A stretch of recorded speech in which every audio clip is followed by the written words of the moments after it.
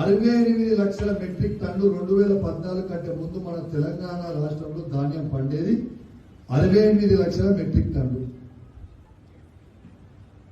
తెలంగాణ వచ్చిన 10 సంవత్సరాలలో కేసీఆర్ ఇచ్చిన కరెంటు, ఇన్ఫ్రాస్ట్రక్చరు, నీళ్లతోని 68 లక్షల మెట్రిక్ టన్నుల నుంచి 2,68 లక్షల మెట్రిక్ టన్నులు పంట పండిస్తున్నాం. పంజాబ్ ని దాటించింది మన తెలంగాణ అంటే అది కేసీఆర్ గారు ఇచ్చిన నీళ్లు, కరెంటు వల్ల, పెట్టుబడి సాయం వల్ల అనేది మీ అందరికీ మనం మర్చిపోతాం విజ్ఞప్తి చేస్తాం.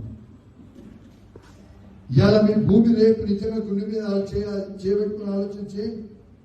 మీ భూమి రేట్లు ఎంతుండేది?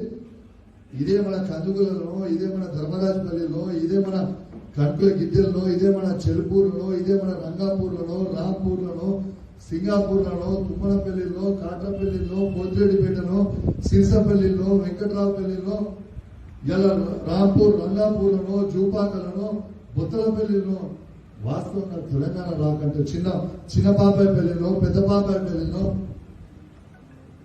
ఎక్కడన్నా రేటు ఎంత ఉండే ఒక్కసారి మీ గుండె మీద చేసుకుని ఆలోచన చేయండి. ఆనాడు 2-3 లక్షలు, 4 లక్షలు, 5 లక్షలకి మన ఎకరం పోతే ఎక్కువ ఉండేది.